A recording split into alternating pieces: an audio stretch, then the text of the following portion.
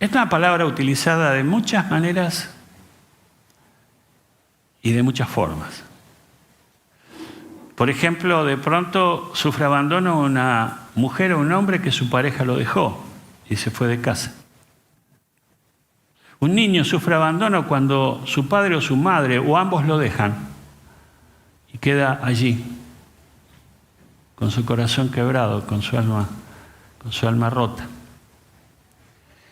Y así podríamos hablar de tantas clases, tantos tipos de abandono. Pero tal vez a usted le pase como me pasó a mí cuando leí este pasaje, que esta mañana nos va a servir de base, de fundamento para lo que quiero compartirles. Y en este caso, quien sufrió abandono no es un ser humano, sino quien sufrió abandono fue Dios. Y no solo lo sugiere, sino que lo dice, lo expresa. Entonces yo te invito a ir a Jeremías capítulo 2, versículo 13.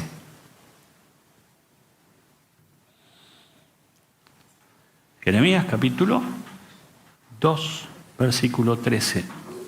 Y dice, 2 son los pecados que ha cometido mi pueblo. Me han abandonado a mí, fuente de agua viva, y han cavado sus propias cisternas, cisternas rotas que no retienen agua. Estas palabras las está diciendo Dios a Jeremías para que Jeremías se lo transmita al pueblo de Dios, a la nación de Dios, a Israel. Y comienza llamándome la atención que de pronto Dios dice 2 pecados. Cuando vamos a la Biblia nos encontramos que hay mucho más que de 2 pecados, ¿no es cierto?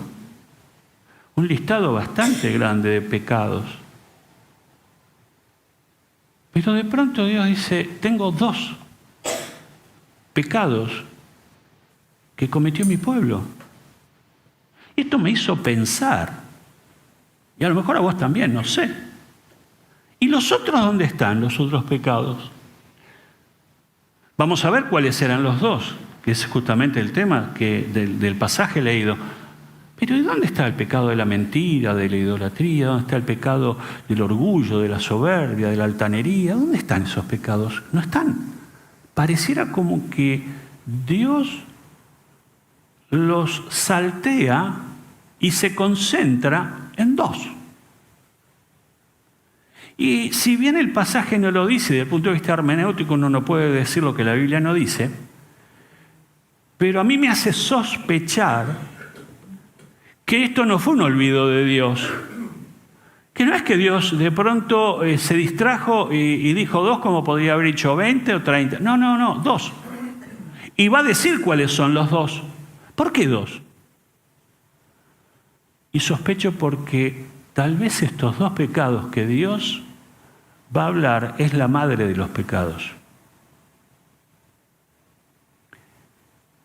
Es, digamos, lo más grande en lo que Dios pudo concentrar o Dios concentró y dijo 2 pecados. Quiero que pienses en 2. Y ya te voy a decir, Dios, estoy parafraseando, Dios le iba a decir, ya te voy a decir cuáles son, pero 2. ¿Por qué 2 que aparentemente sean para Dios tan importantes? ¿Por qué los demás quedan en un segundo plano? No porque no sean pecado, no porque no necesiten arrepentimiento, sino porque Dios centró sus ojos, su vista, en 2. Y entonces ahora nos vamos a sumergir en ver cuáles son los 2 que a Dios le pareció tan importante concentrarse solo en 2. Primero, me han abandonado a mí. Me han abandonado a mí. El primero. Me han abandonado a mí. Por eso el título de la charla de esta mañana, de la predicación de esta mañana es Abandono. Yo trato de ponerme en la situación que Dios dice esto, y yo creo que lo puedo definir como un amargo reclamo de Dios a su pueblo. Un triste, un lamento de Dios para con su pueblo.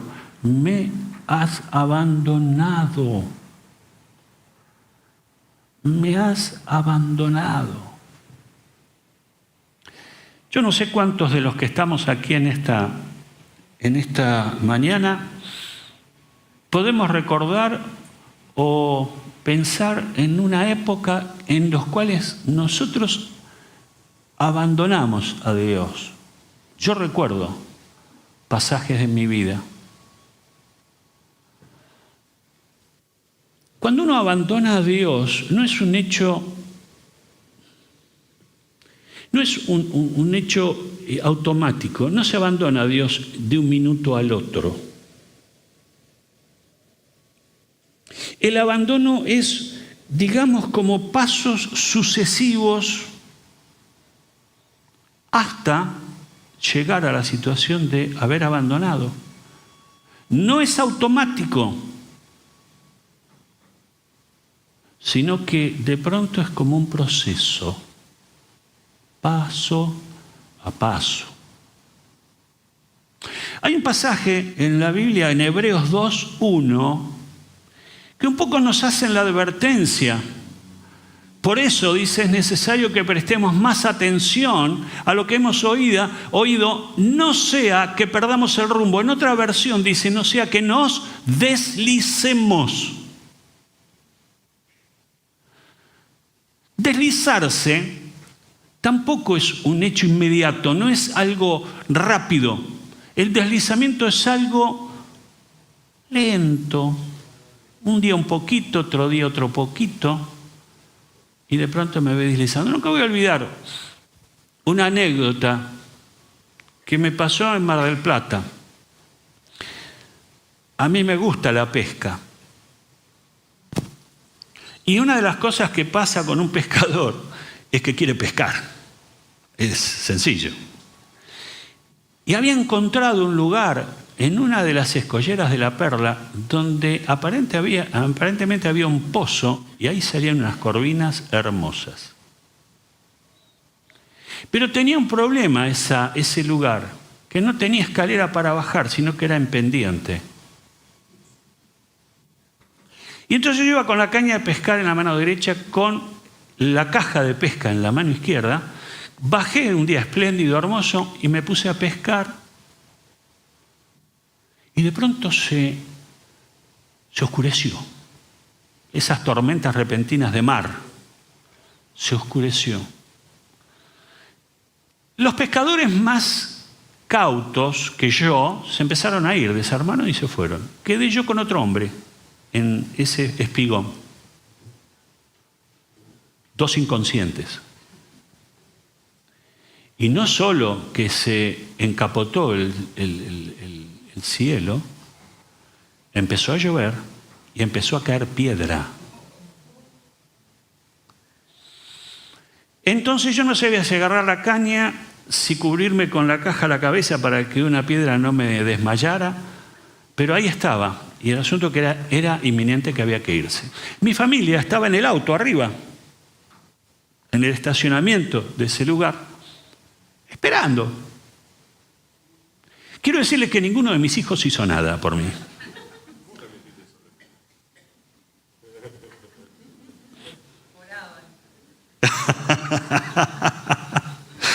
Sí, pero ahí necesitaba una mano que me viniera a dar. Bueno, el asunto así, uno de mis hijos que cuando vio que yo estaba dando lástima, porque ¿qué pasó? Al llover se hizo barro en la pendiente. Yo no sé si usted alguna vez subió una pendiente o bajó una pendiente embarrada. Bueno, yo fui el primero. No hacía pie, no podía. Me resbalaba vez tras vez y me iba deslizando con la caja de pesca, con la caña de pescar, iba para abajo. Yo subía un paso y retrocedía 3. Y de pronto había un lugarcito allí una explanada que tenía un techito y dije, no, yo no puedo. Y me metí ahí hasta que pasara la tormenta. En eso vino uno de mis hijos, creo que había sido Matías, que vino a tratar de ayudar al padre para que el padre no sea primera plana del diario. Pasó la tormenta y después sí pude subir, pero ¿sabe lo que recuerdo? Yo cuando hablo de deslizamiento, me acuerdo de aquel episodio. Y uno poquito a poquito se va deslizando. En lo espiritual es igual. No es inmediato, no es de un día para el otro, sino que es un proceso en el cual, en este caso, el autor de la carta a los hebreos dice, tengan cuidado, presten atención, no sea que se deslicen, no sea que se patinen, no sea que se resbalen. Hoy vivimos un tiempo de muchos deslizamientos para con las cosas de Dios. Hoy vivimos un tiempo donde pareciera como si fuera una pandemia. ¿Se acuerda de la pandemia que vivimos? Todos estábamos pendientes de no contagiarnos. Mirábamos a alguien de la familia y lo miramos como un enemigo. No me contagies. Allí estábamos, porque estábamos obsesionados con esto. Y muchos se contagiaron. Y muchos terminaron mal. Y a veces parece que el deslizamiento es la pandemia espiritual de este tiempo. Es la epidemia de este tiempo.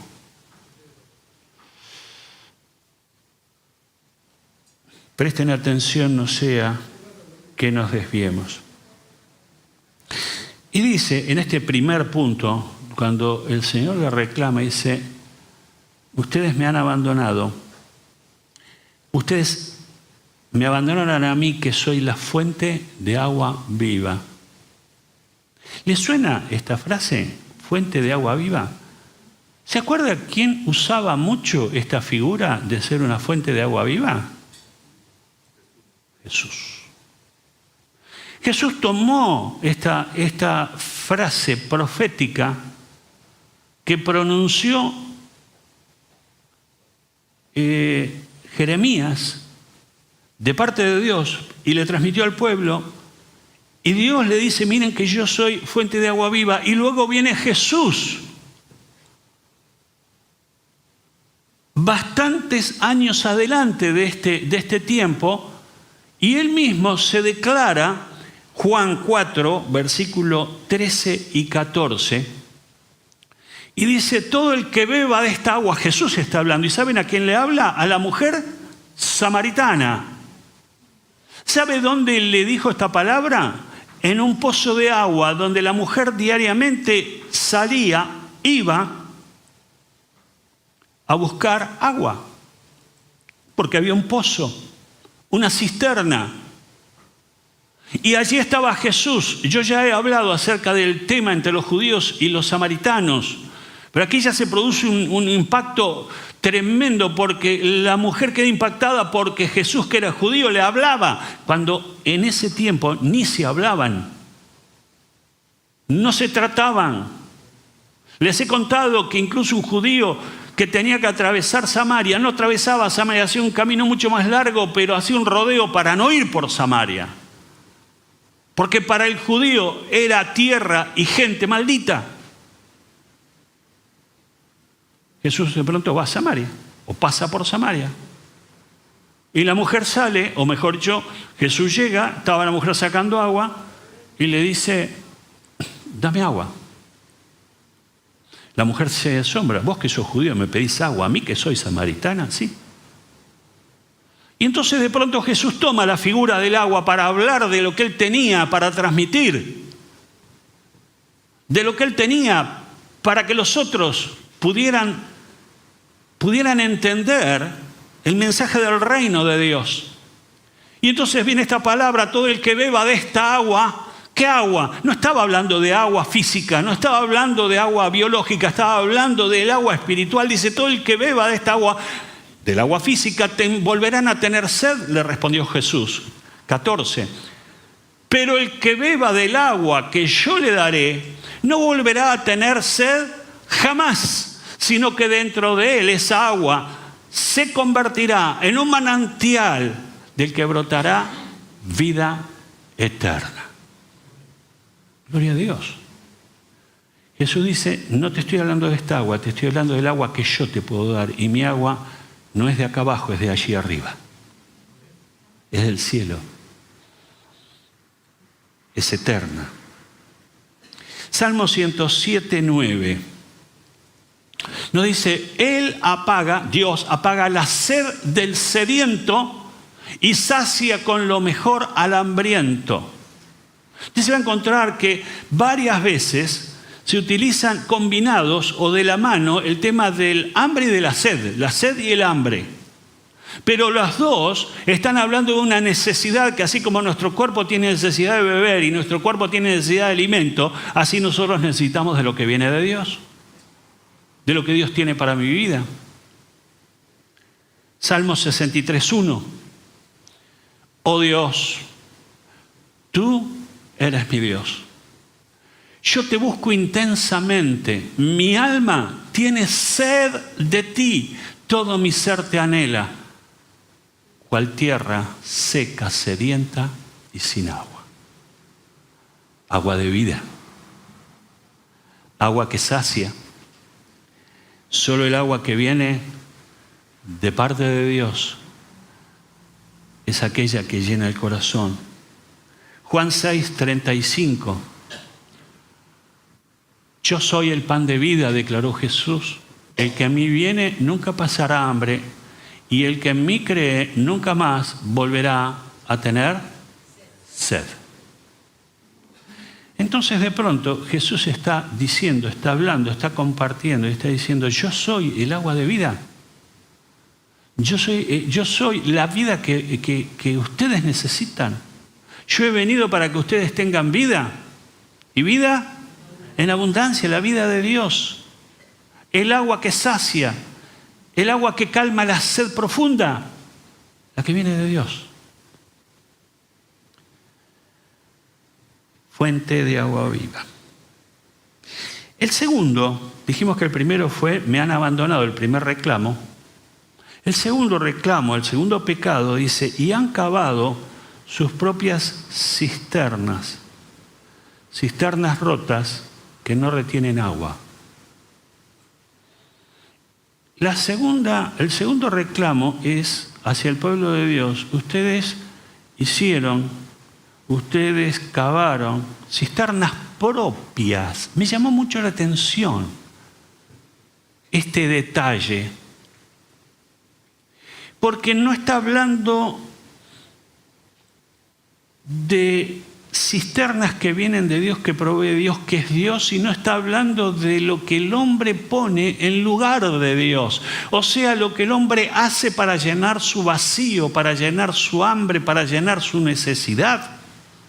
Es a lo que el hombre le echa mano para resolver su tema interior.